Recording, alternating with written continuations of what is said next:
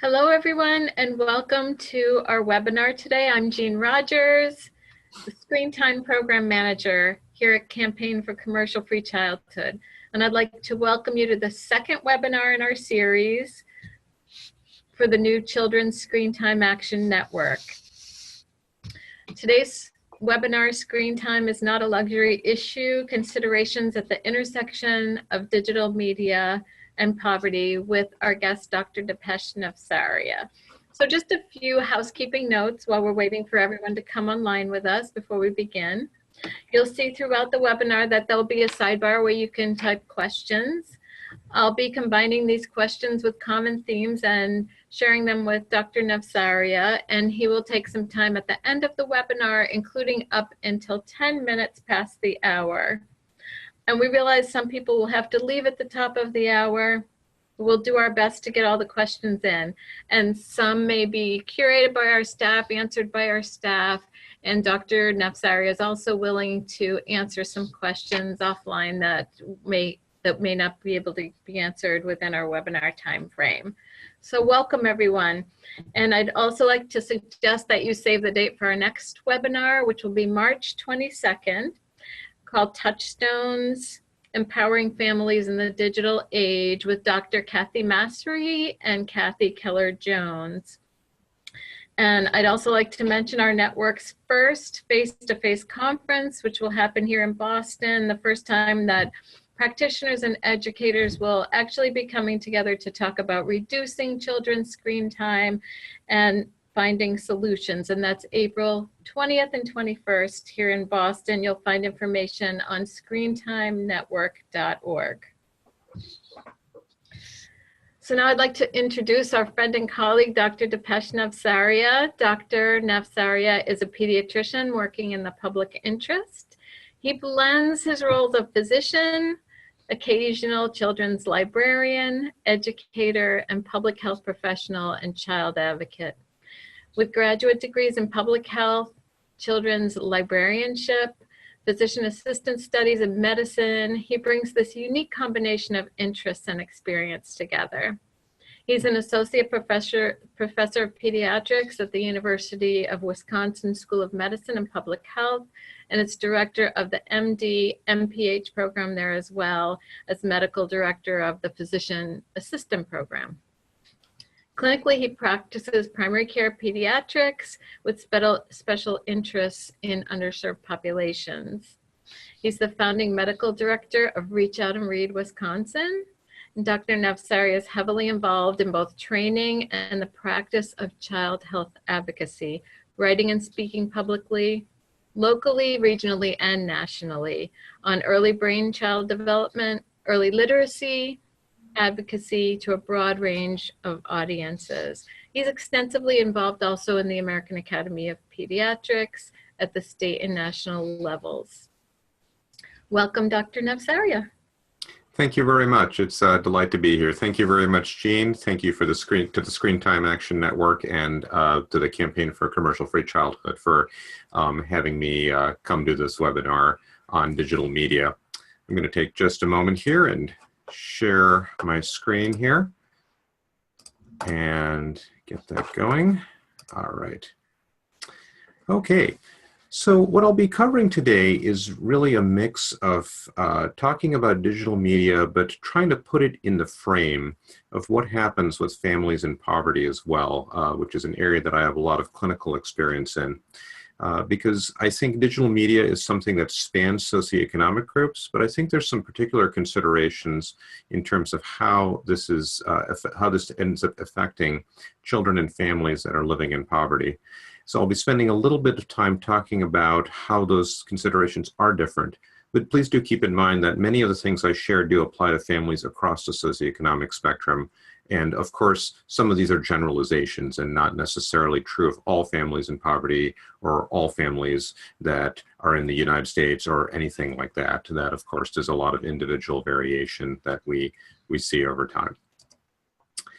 So I want to start off with a little bit of a frame here and to talk about technology in a number of ways. So I'm not going to read this whole quote here, but I think it's very instructive. Basically, the person who's saying this says, you know, learners will not use their memories. This isn't about memory. This is about reminiscence. This is not truth, but the semblance of truth. They will hear many things and will have learned nothing. They will know nothing. They'll have the show of wisdom without reality. So what was the technology that this speaker was referring to? Was it TV? Was it radio? Was it the internet? Was it social media? No, this is actually Plato talking about this thing called writing. So I show this to you because I think it's important to recognize that we sometimes act like what we're seeing today, in terms of digital media, in terms of the internet, in terms of social media, all these things, we act like no generation in history has ever had to deal with this. That this is the first time this has ever happened. Guess what? It's happened before. It happened with TV, it happened with radio, it even happened with writing. Now, the pace of change has certainly increased, and I'll grant you that. But I think we should not have this egotism that, you know, no one has ever had to deal with this sort of thing before. The changes in technology and how we transmit and share information are not necessarily new, and that we've been here before. The other thing is I want to make sure that we're careful to not read too much into rhetoric, you know, that we should really back up what we're saying with good science. One author talks about, what if video games actually happened before books? And he has this wonderful tongue-in-cheek sort of set of quotes that reading chronically understimulates the senses. You know, game playing, child is vivid, three-dimensional world, images, soundscapes, complex muscular movement. Books are just a barren string of words on the page. He goes on to say they're isolating. Games engage kids in complex social relationships, and books force a child to sequester him or herself off in a quiet space, shut off from interaction with other children. And the most dangerous property is they follow a fixed linear path. You have no control over the narrative. You sit back and the story is dictated to you.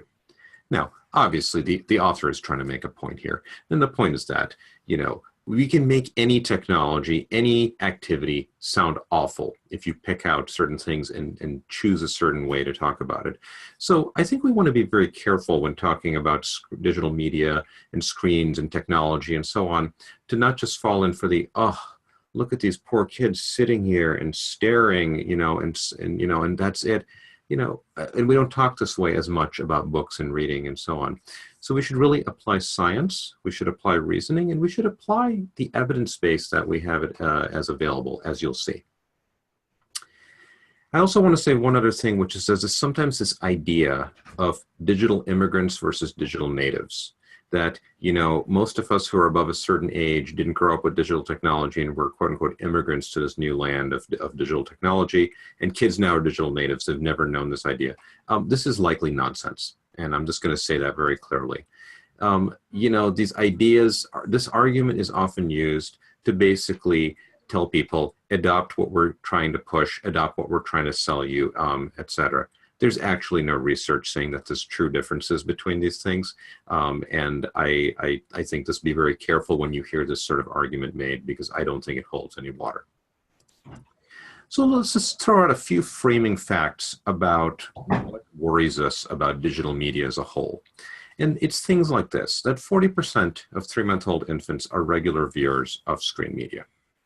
Now, historically, there's been some changes. And, you know, and also think about screen media use in bedrooms as well. A lot of children have screens in their bedroom.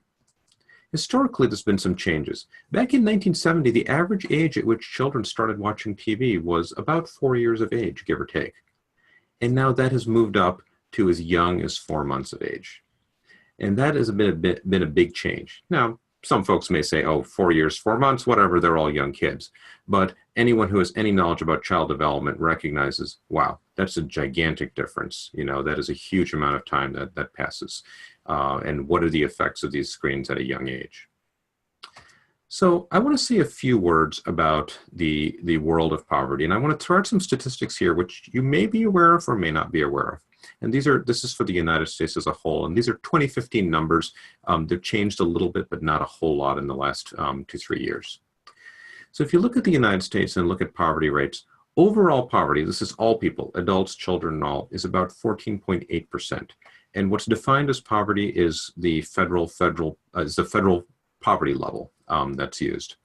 And I won't get into a discussion of how that's defined and some of the issues with that and all, except to say that's a somewhat artificially low number. Somebody who is slightly above the federal poverty level still has great trouble making ends meet. So if you look at child poverty and looking at just kids, what you see is that's at 21.1%. Okay, so think about that. A fifth of children in the US are actually at or below the federal poverty level. Now, if you look at 200% of the federal poverty level, twice that, which is really a more realistic measure of what a family needs in order to have a reasonable living standard. And even then, that might not be quite enough, but let's take that. That's what most poverty researchers will use. That is a sky-high, almost 43%. And again, that number's nudged down just a touch, but that's a lot of children in the US. We generally don't think of children as living in poverty in our country because we don't see them on the streets begging or anything like that. So this is kind of a big deal. And just for kicks, I threw in what we call extreme poverty, which is 50% of federal poverty level and below, and that's still almost 10% of children. So a lot of kids are growing up in poverty, and actually in terms of age demographics, children are the most likely socioeconomic, so it's the most likely demographic group by age to live in poverty. Yes, even more than seniors. Yes, even more than adults. I think our vision of poverty is often, you know, the homeless individual on the street and things like that. We don't see child poverty because they're often in shelters, cars, relatives' couches, transitional housing, and so on and so forth. So we need to recognize that when we talk about digital media and poverty, we're actually talking about absolutely enormous swathes of children in our country.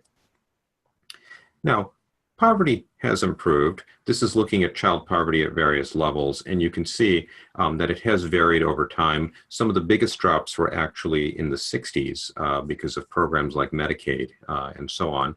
We saw another drop off in the late 90s with programs like CHIP, the Child Health Insurance Program. And of course, it rose back again in the Great Recession, but has come back down. But again, these are still fairly high numbers that we're seeing. And of course, there's an impact on health. We know that income and health, and this is also looking at children. You can see that the darkest green lines, bars here, which are the poorest families versus those in the higher income families, which are the lightest green. Again, you can see that there's a big difference there. That health status is much worse off in those who are living in poverty. And of course, there's also some racial and ethnic disparities here, which is another matter entirely. And some of these things have to do with things like environment and also play into things like cancer risk, et cetera. And this one is looking at the estimated risks, some like toxic air exposures and things of that nature. Again, income seems to matter and be tied to these things. And of course, there's great complexity there as to why that is. And we won't explore much of that except how it may relate to digital media. And here's why we care. Because human brain development happens early. This conceptual graph is not linear. Okay, the two gray bars there that say birth and age, between those two, that's the first year of life, just in that area. And you can see how much brain development is going on just in those first 12 months. Okay, a lot of it, so much has happened by age 1, and then it starts to tail off. So that synapse formation is what happens in the first 1,000 days of life is absolutely critical. And that's why we worry so much about our children getting the right inputs in those early ages, and how do we make those inputs happen well. And it also has to do with things like Maslow's hierarchy of needs. Families living in poverty are often down at the bottom of this pyramid in terms of how far up they can go. They're worried about shelter. They're worried about safety. They're worried about all those sorts of things. They're not thinking about their lifetime careers. They're not thinking about long-term goals, et cetera, because they're struggling just to keep those basics safe and under control. So that means that sometimes families can make what others may perceive as poor choices. And it's not that they're necessarily poor choices that they're making, it's that they're given very limited choices because of the circumstances they're under. And this leads to a variety of things that we often see. So for example, in healthcare, the world I inhabit, we see families who don't show up for visits. And these are often, not exclusively, but often families who are in the lower socioeconomic spectrum. And I always take the opportunity when a family doesn't show up to talk to a learner who's with me, a medical student or a resident, and say, why do we think they might not have shown up? And to help them recognize the huge number of things that we ask families in poverty to do. Sometimes people say, well, why are these kids in these designer clothes when their families can't afford anything? That's a really, really bad decision that that family's making to spend money on that. Well, it may be that the designer clothes may actually be attainable because you can save up some money and then actually be able to afford that, as opposed to saying, I'm going to save up thousands of dollars and go back to school and hope that there's a payoff to my investment of several years and thousands of dollars. You might go for the clothes that you say, well, at least my kid doesn't look like a poor kid and won't get made fun of at school. You know, so it's a matter of what you perceive as achievable and what you're able to dig yourself out of. And sometimes folks say that, well, when we give advice or try to work with families, that they seem disengaged. There's also long legacies of people showing up and saying, I'm here to help you. Oh, I want to do this. And sometimes in those fields, there's high turnover and it's hard to build trust. It's hard to actually get the help for the things that are really getting in the way. And this can lead to a legacy of mistrust as well. So all this is a big context for how do we talk about screens and so on. So let's talk a little bit about digital media and what we know, and particularly focusing on young children. One of the best bits of survey work that's been done out there is from Common Sense Media, who has taken over a survey that was originally done by the Kaiser Family Foundation. And I want to share just a few quick graphs from them, just to kind of frame, what we're talking about here. It's no surprise looking at their 2011, 2013, and now 2017 data, how much mobile device use has gone up, right? That's not news to any of us. We're not surprised by that in the least. And we're seeing that has gone up across the board.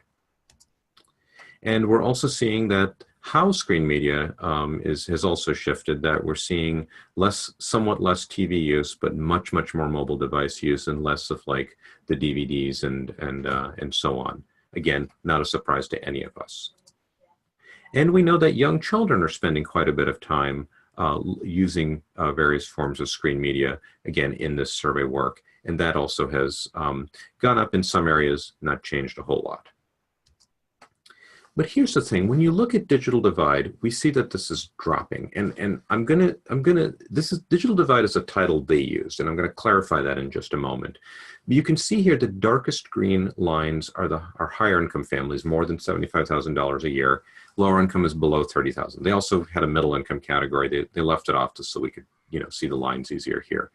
And you can see that there's big divides there in 2011 for a lot of these categories, but those gaps are closing in just about 6 years as more people are using devices, owning devices, and so on and so forth.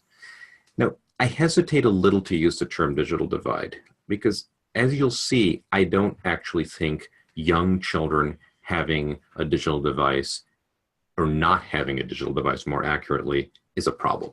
Okay, I don't think that's a big deal. I do think it's a big deal when a child is in middle school and they don't have good internet access to be able to complete assignments and research things and so on. In my own household, we had an outage of our broadband internet for about 6 days just after New Year's. And, it was an inconvenience, but whatever. It was the holidays, didn't really matter. But the day my kids were back in school and came home with homework to do and we had no broadband, and they were complaining that they couldn't even submit some of their work, and my kids are in high school, I suddenly realized, like, wow, what do families do that don't have broadband access on a regular basis? It's not just entertainment and so on. It's an expectation. So I think that's the true digital divide. Whereas this digital divide in this slide, I'm not as concerned about. And you can see that screen use has certainly changed over time. In fact, it seems in this survey work that it's surged among lower income groups, I think, as devices have become more accessible and ubiquitous. and so on. And I think that's a reflection of the accessibility that's there. Some of this is fueled by just simply prices dropping and so on. But some of it is also a byproduct of how we finance these things, of how we make, for example, smartphones available, right? It's often not a lump sum purchase like a tablet or a computer necessarily, as you're actually paying for it spread out over time. So again, it makes it easier and more affordable to say, okay, it's only this much extra per month. And that has, again, made these things more accessible to folks. Now, here's the thing. This is about race and ethnicity, which is sometimes, but not always, of course, tied into economic group. Parents do care. They care quite deeply about how their kids are doing in terms of screen use. Interestingly enough, in this chart, the blue bars, who are the Caucasian parents, had the least levels of high concern, very concerned, or strongly agree about some of these issues, whereas the African American and particularly the Hispanic and Latino families had higher concerns about how these things were depicted in media. So it's not that people don't care. They actually do seem to care and worry about these things. I think they're just not sure what to do about it at times, or don't feel that they should or shouldn't be clamping down or restricting their kids. Now, this is something that really fascinates me, and I've often pointed out, how in the world did we convince parents to hand these incredibly expensive, often delicate devices to very young children? Hundreds of dollars worth of stuff just being handed to like toddlers in some cases. And this chart actually shows you the child's own media device, right? Like it's theirs. It's not that they're borrowing their parents or something. And certainly the under 2 set, there's not a ton of them, but you get into 2 and 4. Wow, I mean, 43% have a tablet. I still want to know who the 3% of 2 to 4-year-olds are that have smartphones. I'm not sure what that means, and so on. But we've somehow talked families into this as a society that, oh yeah, sure, your child should have a device that's worth this much. I couldn't fathom giving a kid something that even worth like $40. Unless it was like really, rugged and rubberized and so on. And instead, we're handing them these rather delicate devices. It's quite an extraordinary mindset shift that's somehow been engineered here, and so on. I would be amiss if I didn't point out something about childcare. So Dimitri Christakis, who's a researcher at the University of Washington in Seattle, a pediatrician, has done a lot of work on screen use and digital media. And he points out this big disparity between center-based childcare, where most had no television viewing and only about 20 minutes average among their whole cohort. But if you looked at the home-based programs, and remember, home-based programs are more likely to be used by those living in lower socioeconomic circumstances, partly because it's what's available in the community, a little less work to set up, smaller, less staffing, fewer staffing levels, et cetera. So in his study, you saw that it was flipped, that many of them used above an hour on average of television per day, and the average was a full hour more than center-based programs.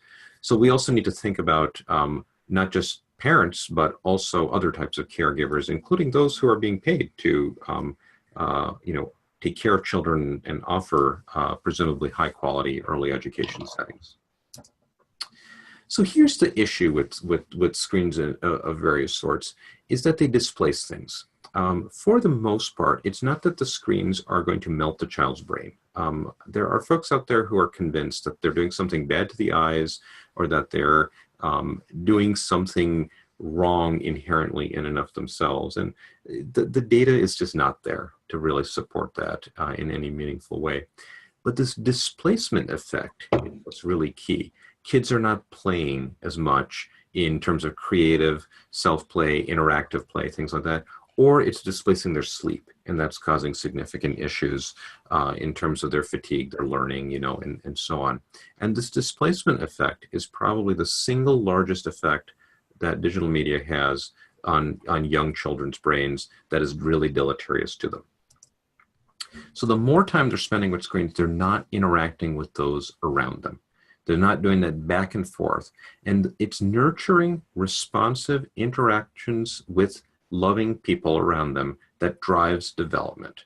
Okay? It is not any app, not any video, not any toy even. Okay? So I don't care what it says on the back of the DVD box or what it says on the app. If it is being said, oh, this is good for a child before, age 2 or so, or even age 3, there is zero evidence for that. Okay, there's no published research that actually supports that this is actually any good for a child's development. It is people. So when you put kids in front of screens, whether it's television, DVD, apps, whatever, and they're spending less time interacting with people around them, that has a negative effect on their development and so on.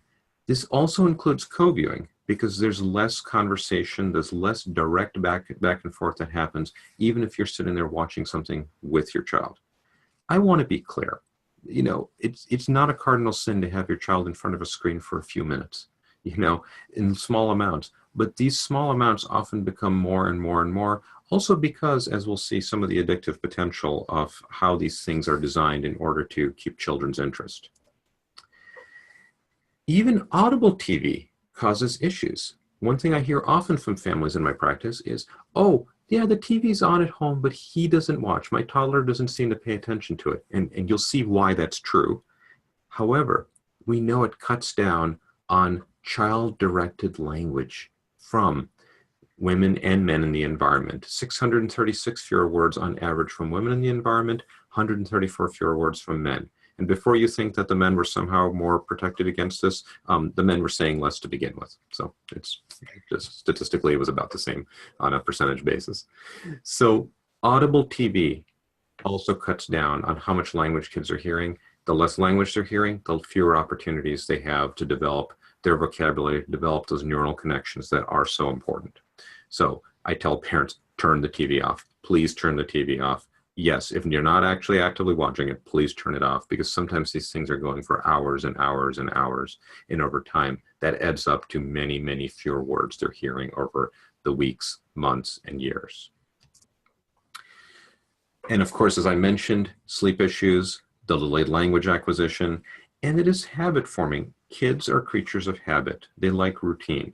So if they're used to falling asleep in front of a TV or with a tablet propped up in front of them or something like that, then they're going to find it very odd to try to fall asleep without having that there. So we need to figure out, okay, how do we actually change that?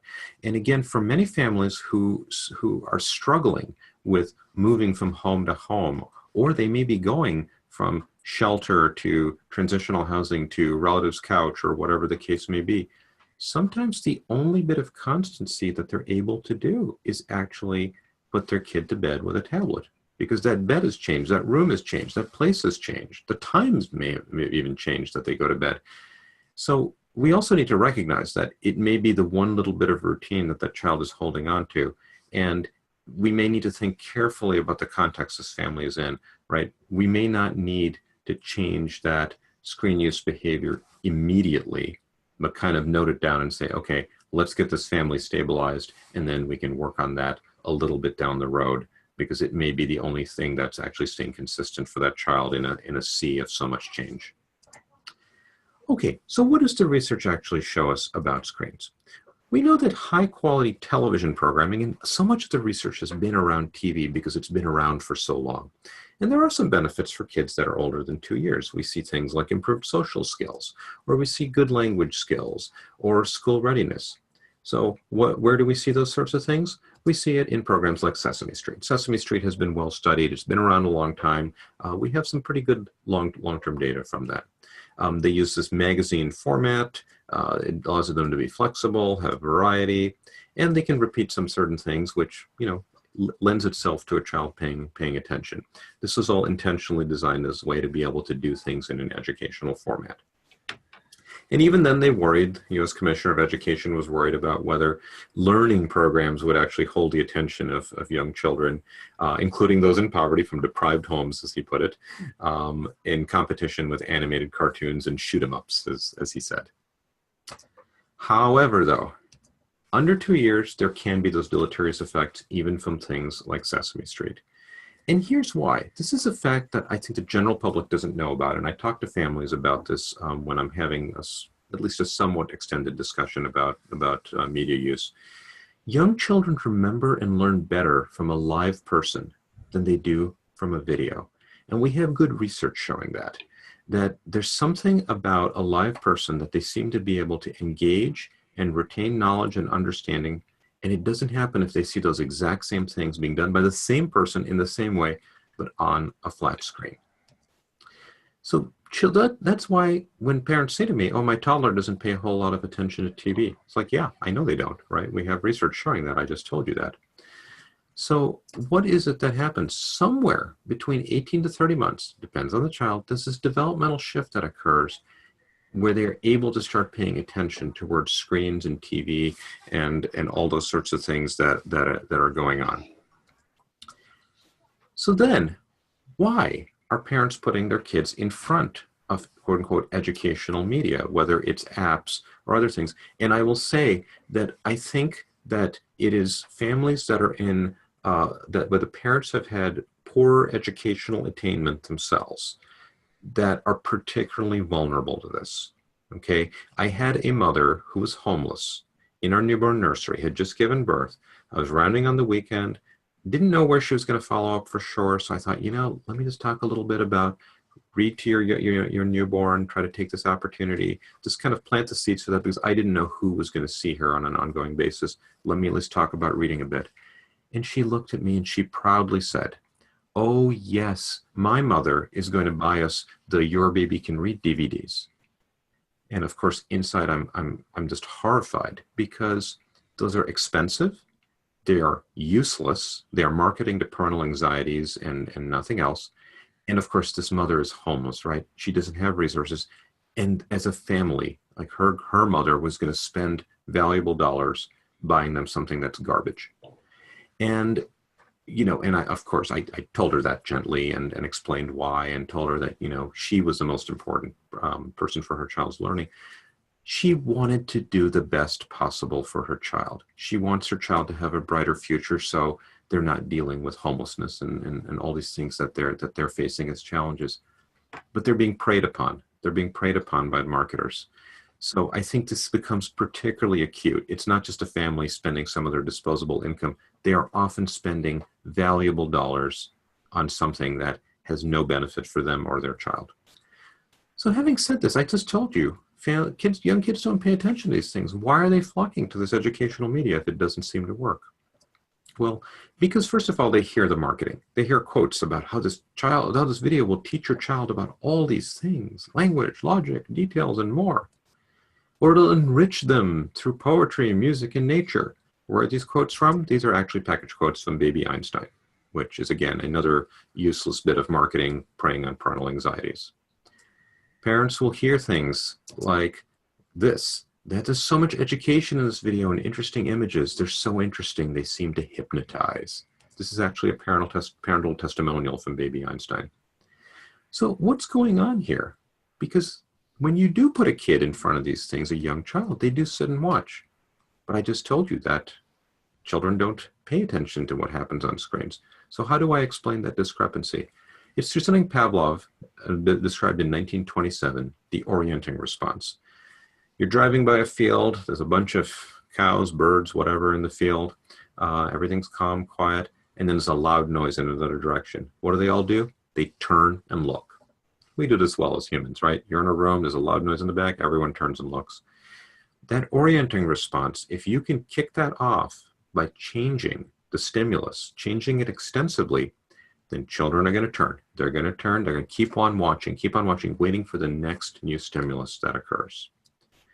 They are stopping what they're doing and they keep orienting. So this means if you can give them an app or a video or something that's constantly changing, new colors, new scene changes, new noises, all that sort of stuff, they'll keep on watching. And the parent looks and says, oh, look, see, they're paying attention. And of course, the box told them that this is all educational. So they think, oh, wow, my child is learning something. When the reality is all they're getting is habituated to fast, repeated stimuli. And that fast repeated stimuli can be a problem. This article from 2011 looked at pacing, and this is in somewhat older children. But what they did is they took 4-year-olds and they gave them a task, either free drawing with crayons, markers, and paper. I'm sorry, they did a battery of cognitive tests, and then they gave them a task, either free drawing or watch part of a cartoon about a typical US preschool age boy, or watch part of an episode about a fantastical cartoon about an animated sponge that lives under the sea. And if you need visuals to help you out here, here is the preschool age boy, and here is the fantastical cartoon about an animated sponge that lives under the sea. Okay, so, and then they did the cognitive tests again to see what change there was. And the task was only 9 minutes. Okay, so cognitive task, 9 minutes of one of these 3 things, and then repeat cognitive testing. Well, here's what they got. Blue is the drawing group. You saw, not much of a change to some change in these. The red is the Caillou group, and you saw some improvement, not as much as with the drawing groups necessarily, or neutral. And the green is the SpongeBob group that tanked kind of completely throughout. Now, this was one 9 minutes of SpongeBob, one episode, okay, or part of an episode. I think the episodes are actually 11 minutes. They did not look to see what happens with long-term. They did not look to see what happens when you do watch SpongeBob over and over. They didn't look to see if they still had deficits down the road.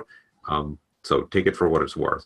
But clearly something about the pacing did not seem to be great for the cognition of these 4-year-olds. I'm going to play a video for you. I don't know how well this may come out depending on your internet connection speed, but this is a clip from a Baby Einstein video called Baby McDonald, and I just want to show it to you to make the point because some folks haven't necessarily seen what these are like.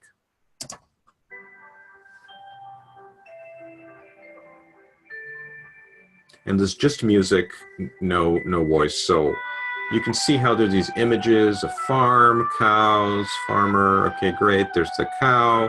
Okay, it's all about farms, and then, whoa, you see a water buffalo. Okay, what does that have to do? Wait, chicken a lab. Huh? Okay, I'm not sure what's going on here. Okay, kids playing, maybe it's her imagination. Horses. Okay, we're talking about horses. Okay, maybe this is, it's all about horses. So we're talking about farm themes. I'm not sure what was going on before, but okay. Oh, now we're flying over fields of flowers. Okay, I'm not sure what's happening here. Flowers. Now the theme is flowers. I thought it was horses. Okay, flowers. Okay, those are carrots.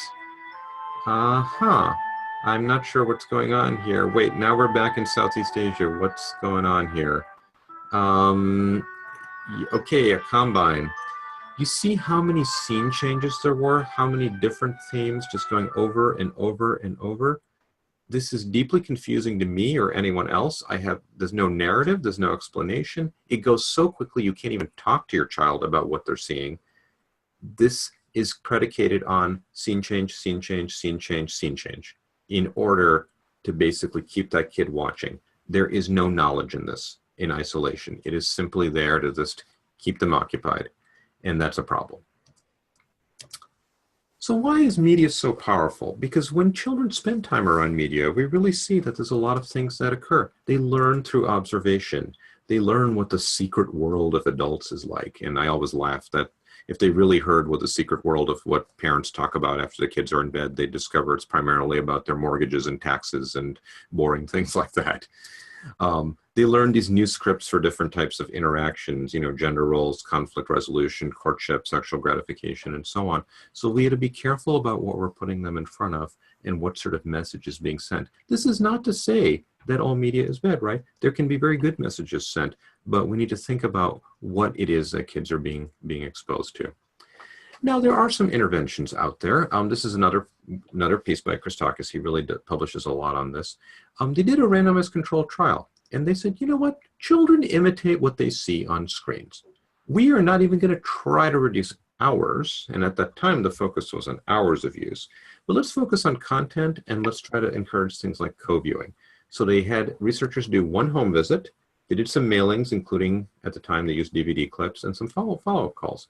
And they found at 6 months, there were some better improvement scores, some of the externalizing behaviors, aggression, things like that, and social competence seemed to be improved. They still saw that at 12 months out, although it had become somewhat less significant, probably because it was a little bit of a fading out effect. And you can see some differences here. And you can see that, interestingly enough, some of the biggest differences, they also stratified this by various income groups and so on. And you could see that some of the biggest differences actually were in the low income groups. They seemed much more receptive to this. Perhaps, and this is all this hypothesizing on my part, perhaps because those living in lower income groups were receptive to hearing from a home visitor and then getting the follow-up and saying, oh, I understand how these behaviors of media use, et cetera, may not be beneficial for my child. I'm going to change that. Or that simply that the higher income, the non-low income families may have already had other protective factors in place that come with not living in poverty and so on. Lots of possibilities there, but there seem to be some interesting differences there. Okay, so having said this, what do we tell families? And I'd like to just walk us through what the American Academy of Pediatrics uses as recommendations for parents and some of the adjunct things that they offer that I think are so useful. These are all published online. They're freely available, and you can read them in more detail, including some of the technical reports that show you the research that this is based on. And I do want to highlight this is based on research evidence. I once was at a panel in another state where somebody, an adult, a younger adult, got up and said, you know, isn't all this screen time stuff basically, you know, an issue with, you know, of generations, you know, what's the problem here? And my colleague and I, my colleague is probably about 15 years older than I am, we turned and looked, you know, we kind of looked at each other and, you know, I think the silent thing we were asking each other was, you know, did she just call us old fogies? Because I think that was essentially what the question was. And we had to highlight, this is based on research evidence. You know, if somebody can show me a really solid bit of research that says giving your 6-month-old a phone and having them use this app is absolutely fantastic for their development, and if it's well done data that's reproducible and all, sure, I'm all for it. That doesn't exist, and so on. Okay. So what are the things that we tell families? One, avoid digital media use in kids younger than 18 to 24 months. Just simply don't do it. If they want to Skype with grandma, that's fine. I don't know who all these Skyping grandmothers are out there that everyone kept bringing up, but that's okay. You know, video chatting tends to be fairly short term and kids won't stay engaged for that long. And if it helps support social connection, yeah, whatever, that's absolutely fine.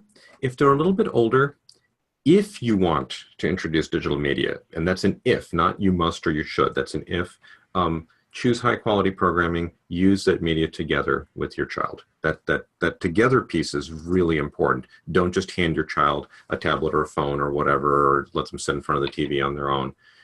That it really needs to be that co-viewing piece, which again is difficult. I have 2 teenagers at home. I remember what it was like when they were younger. I completely get it. But making it solo media use as a rule is not a good idea. And recognizing that, it's also important, I think, to send the message to parents, it's okay if they put their kid in front of something for a few moments while they do something else important, right? Cook dinner, take a shower, you know, whatever the case may be, put the laundry on. Parenting is tough, all right? We need to recognize that and not guilt parents for, oh, you're being so awful by doing this. So let's be realistic as well.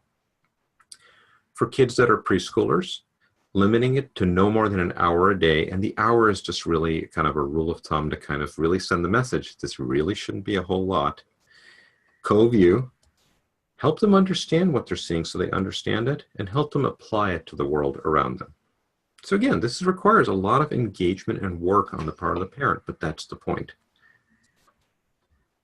Do not feel pressure to introduce technology early. I don't care what other parents say. And especially if you're talking to school boards or preschools or whatever, do not get suckered in by, oh, look, we have iPads for them when they're 2 years old and it teaches them Japanese and whatever. You know, I need children to learn to read well before I need them to know how to swipe on a screen. Swiping is not an advanced skill. Okay, I'm sorry to break that to people. These are really intuitive interfaces. Kids will figure them out really quickly once they start using them at an older age. I do not feel at all. There's no evidence that kids are going to be behind if they're not put in front of digital interfaces at a young age.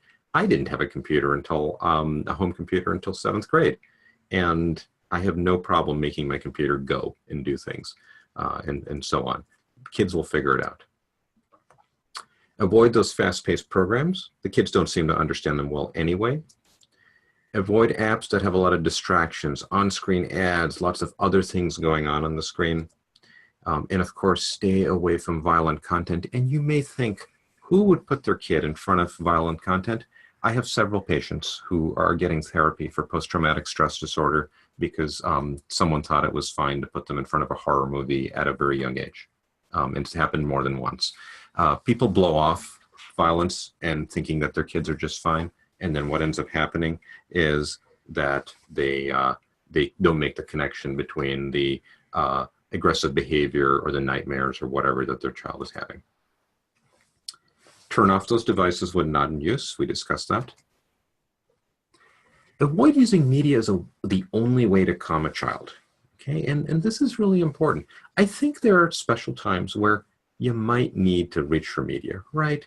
An occasional airplane flight and you're trying to keep the kid from annoying everyone else around you, you know, or we're doing a medical procedure and we're trying to distract a child or whatever. And I will tell you, when my daughter was young and she had her adenoids removed, she woke up feeling yucky in the recovery room and started crying, and they were like, well, we can give her a little small dose of morphine to help her if she's uncomfortable. And I was like, yeah, you know, not so sure. And then Child Life showed up right then with a DVD player and a movie, and she stopped crying instantly. So there you go. You know, screen usage, better than morphine.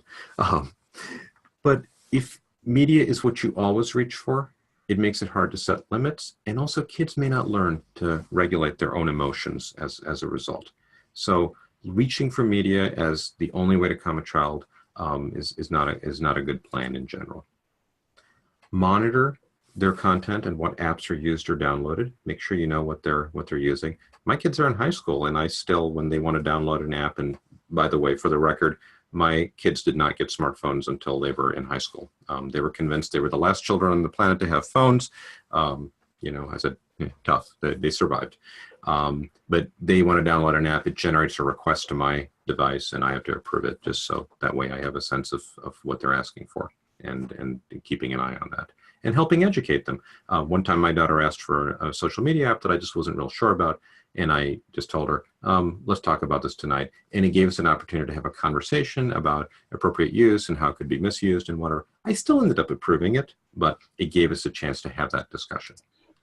So test those apps out if you can, play together, and ask the kids what they think. Often my kids will be like, yeah, I tried it. It really was kind of lame. Keep certain things screen-free: bedrooms, meal times, parent-child playtimes.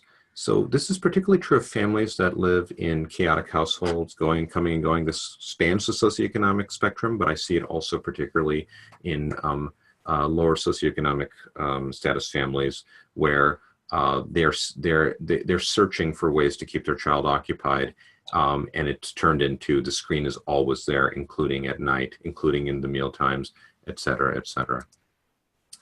Parents should also set a good example and make sure that their own screens are off using Do Not Disturb or something like that. No screens an hour before bedtime. There's some evidence about how it might interfere with melatonin, interfere with sleep. Not real clear about how big a deal that may or may not be. But more importantly, screens tend to be somewhat stimulating. So saying, look, put them away an hour before bedtime gives them a chance to wind down and so on. Now remember, screens are habit forming. If you're used to looking at your screen that hour before bedtime, it's going to be hard to change that. So parents may need help with that. Remove devices so that they're not ringing at night, dinging. For older kids who are getting text messages or things like that, give the kids some social cover. I tell parents, tell your kids it's okay if they tell their friends, I'm sorry I didn't reply to your text at 2 in the morning. My parents are mean and won't let me have my phone in the bedroom at night. Right? Take the fall for them.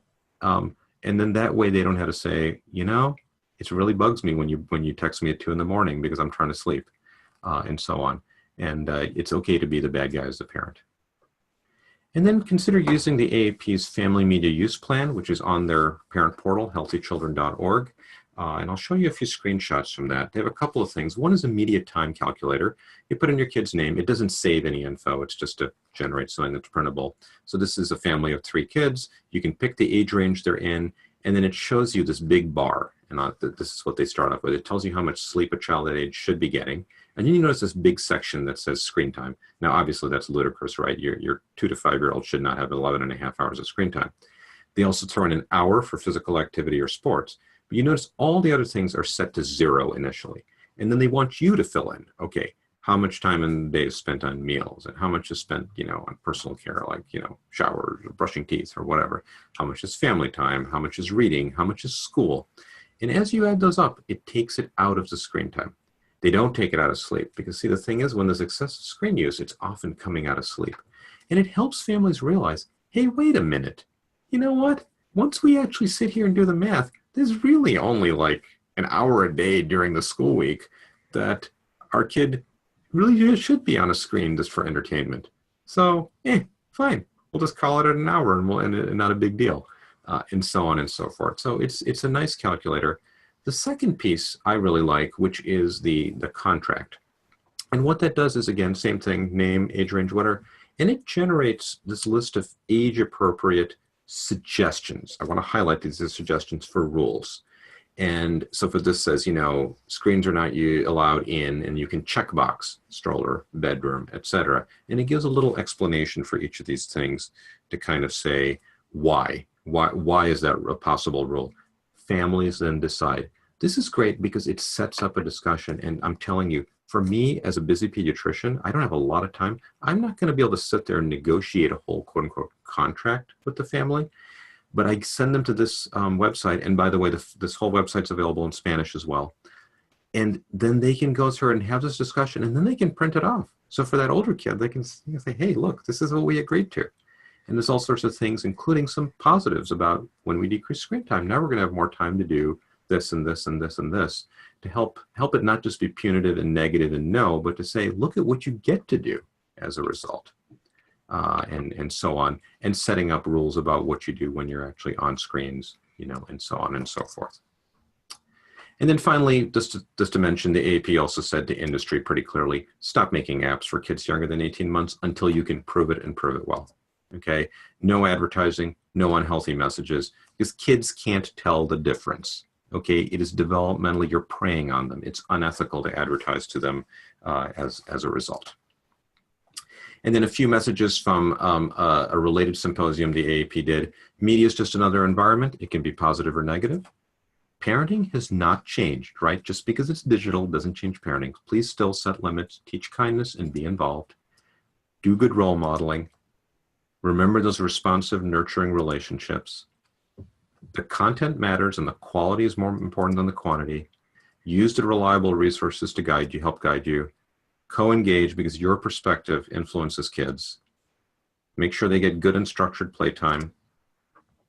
Set limits as you would with any activity. I'm also worried about the kid who spends 13 hours a day reading. Okay, as much as I love reading, that's a little too much. Let your teen be online, right? They need to learn how to navigate this world. Social relationships can have an online component. Create those tech-free zones. And you know what? Kids will be kids. They can make mistakes. And teach with empathy. Don't flip out when they do something wrong. And do remember, again, that technology, it's all about how you look at it. This quote says, oh, we'll never use this thing. It requires too much time, a good bit of trouble to both the patient and practitioner. It won't go anywhere.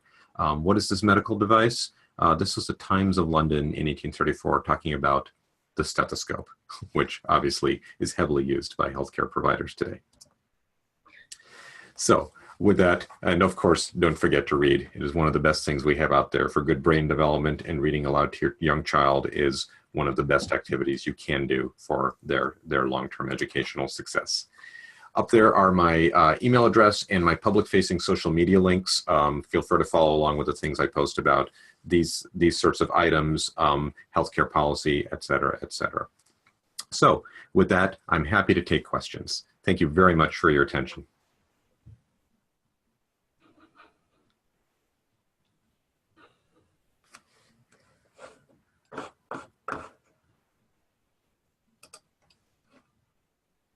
Thank you so much, Dr. Navsaria, for all that great information and those practical tips. We do have some questions from some of our attendees. So the first we have a comment and then a related question, and the comment being that now that we know that babies are wired to learn from birth, I'm so glad to hear you acknowledge the capacity of babies and toddlers to be affected by screen media, to be impacted by it. And the related question, while you address some of the negative effects with displacement and pacing, one of our attendees would like to know if you would speak more to the research and clinical observation of professionals such as Dr. Victoria Dunkley and Nicholas Cardaras, who document repeated evidence that suggest many deleterious effects of screen time on a child's frontal lobe and their central nervous system. Yeah, it's a little hard to know. Sometimes those are shown as repeated. If they can show those on a repeated basis, then there may be something there. What we do know is that it's clear that displacement effects are the single largest effect on a child. I would also say that there is another challenge that, sorry, I'll just turn on my video there. I'd also say that there's another challenge here when looking at the research that's out there. The frontal lobe in particular seems to be greatly affected by other elements of stressful environments, and we see this in poverty in a big way. And we've seen this in some of the MRI studies that have been done right here at UW-Madison, looking at kids and their history of adversity and all. And sometimes that can also be kind of pulled in with high screen use in those families that have experienced trauma and so on. And I'm not sure that some of those studies, and I honestly have to go back and look, have necessarily taken those into account as well. So yeah, it's a good point. I don't know how much we're able to kind of disentangle it from the larger context that families are in. Thank you. Thank you. And the next question that we have is, aside from being sensitive and empathetic to the situations of parents experiencing poverty, do you have any other specific ideas about communicating about these issues with parents, maybe those with lower literacy levels? That's an excellent question. And I think the thing to recognize is that all parents want the best for their children, right? They want them to be successful. I actually, at the 4-month well child visit, I will always ask families, I just do it always at 4 months, what are your hopes and dreams for your child? What do you hope that they're like in 20 years? And then I just let them talk. And they usually don't have more than, a minute's worth of things to say, if that. And they always say, I hope my kid is educated and happy and successful and things of that nature. And then I say, that's wonderful. I'm so glad to hear that. So tell me, what do you think you're doing now that will get your child to that lovely vision that you had for them, right? And this is a form of motivational interviewing, because then they're primed to listen. And often they're saying, oh, I talk to them, I sing, I read. I had one dad who said, oh, I watch these YouTube videos on my phone on the ABCs with my child. And of course, inwardly, I'm going, no, don't do that. But I said, it's so lovely you care about your child's learning. Let me suggest something. It's that those videos don't do anything unless you go over it with your child. So it's not the video, it's you that's making the difference. So you know what? Get an ABC book from the library and do the same thing, and then you're golden. He was so happy, right? I'm trying to take his motivation and turn it and just gently target it in the direction we want. So I would say, ask them what they want for their child. Almost no parent will say, I don't care about their education, or so on. And if they do, there's probably a trust issue that needs to be worked on first. Thank you. Thanks. And then our next question, with the growing use of teleeducation and early intervention, primarily to increase options for families in rural areas with hectic schedules, how can we support families who have less access to data plans or adequate internet access? And another question we had earlier was related about families making use of internet resources at public libraries. So certainly public libraries are a fantastic resource for families everywhere, not just in terms of internet access, but in terms of the books and the programming that's done and the expertise and advice that's available. And I always encourage families, in fact, the prescriptions to read that I hand out in clinic, and I'll just leave camera for 1 second here. These prescriptions to read that I hand out, that should be visible there. You know, telling families to share books together. You'll notice the refills at the bottom tell them to go to their public library for refills, so to speak. So I think that for families where internet access, broadband, I would argue actually advocacy to make sure that there is broadband access available is important. A colleague of mine in not in Wisconsin, and I don't know how public it is, so I won't say specifically where he is, but he's actually working on trying to make sure they can get broadband access to rural communities, to low-income families, through the power company, right? Because those wires go everywhere. And he's saying we already have infrastructure to help them keep track of how electricity is being transmitted and all. Why don't we just use those same things to actually deliver broadband to families who wouldn't be able to access it because the companies, it's not worth it for them to build out the infrastructure. So thinking creatively about advocacy to be able to do that through both legislative means as well as working with groups like the power company may actually help families be able to get at least some sort of reasonable broadband access. Great. We have a few more really excellent questions. So I'm going to start in with the next one, which is, if children are exposed to a lot of screen time, for example, maybe at bedtime they are watching some TV before bed, is there something, would exercise, for example, or other things offset that time? What would you say? So I wouldn't recommend exercise before bedtime because that actually can amp them up, right? Adrenaline, heart rate up, etc. We generally don't recommend exercise and immediately going to bed for even adults because of that. The goal is not to wear them out or make them tired that soon before, before bed. What we found, actually, a study I didn't share with you showed that screens, there seemed to be some drop in at least attentional capabilities from high screen use, but if there was good daily cognitive stimulation, that offset it to a large extent. So maybe they are watching something before bed. Well, if it's not too late, can you throw in just even 5-10 minutes of looking quietly at books together, or telling stories, or even listening to a story in an audiobook? That's not screen usage. That's a little bit different. That's not cheating. That's a great way to still hear the language and the narrative and the story.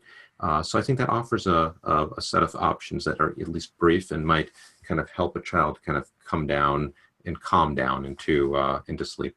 Excellent, very important offsets. And then we also have a question. So you talked a little bit about parents modeling good screen use for their children. So the question is, what would you say to a mother who reports that while she's breastfeeding, she is working on her smartphone at the same time? That's a tricky one, and I think it's also gets at some of the interesting balances that we're trying to juggle between work and being a parent.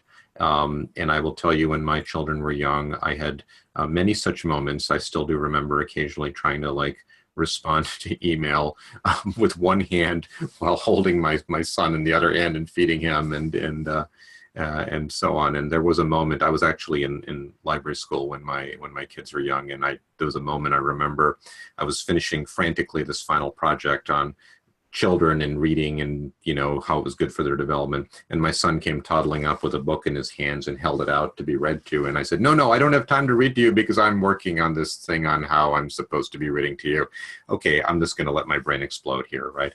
I think that it's okay. I think that also breastfeeding, it depends. Some people talk to their kids a lot while nursing. Others are like, okay, you're feeding, I'm just going to let you feed and then we'll play later. I think if they are looking at their smartphone for a few moments, that's not a big deal. And then after their child is done nursing, taking a few moments to talk, sing, play, read. Again, we don't think parents should be constantly engaged with their child. For one thing, you can drive your kid batty doing that. Let them play alone, let them be creative, those sorts of things. That's absolutely okay. I worry about where that is a rarity, where that interaction is just not happening. So I think occasional, yeah, looking at my smartphone while nursing my child, that's probably not a huge deal as long as it's not the rule happening all the time. Great. And then a final question we have is, have you noticed any differences in students in poverty that are dominant Spanish speakers in relation to the material you presented to us today? I'm not aware of studies, and that doesn't mean they don't exist. Clinically, I will tell you, when I was at the community health center, about 60% of my parents were Latino immigrants who spoke primarily Spanish. I think that there was the challenge that, there's always the challenge of language. For when the kids were born here or came here at a very young age, they were picking up English very quickly once they were in schools and so on. I didn't notice any big differences in their screen use. There's actually so much media now that also exists in Spanish that it just didn't seem to matter. Most of the predominant media exposure they were having, though, was primarily English-speaking media, cartoons, things like that. That they were seeing. If anything, they just picked up interesting mixes of Spanish and English, which would have happened whether it's coming from a screen or coming from people around them, and so on. I did occasionally have parents ask for, when we'd give them books as part of the Reach Out and Read Early Literacy initiative that we do, they'd ask for English books because they wanted their kid to learn English and not struggle like them in terms of not being able to speak English in the United States. And I would gently dissuade them and say, actually, no, I want it to be a book that you're comfortable with, a book that you can read aloud with your child. Your child will learn English just fine the moment they're in any kind of schooling. They will be, and then you will come in when they're like 7 and 8 and complain to me that they're not speaking any Spanish to you at home. Really, it's fine. Great, great. Thank you. Well, I think we've addressed all of our attendee questions, and I just want to thank you again for dispelling some of the myths that we might have all been hearing about children and screen time, and giving us a great foundation about those essential inputs in children's brain development and how we should be addressing them with the parents that we're serving. And I just want to remind everyone to save the date, March 22nd, same day next month, for our next webinar, and for the first conference of the Children's Screen Time Action Network, April 20th and 21st. Thank you so much, Dr. Navsaria, for being with us today. Thank you very much. I appreciate it.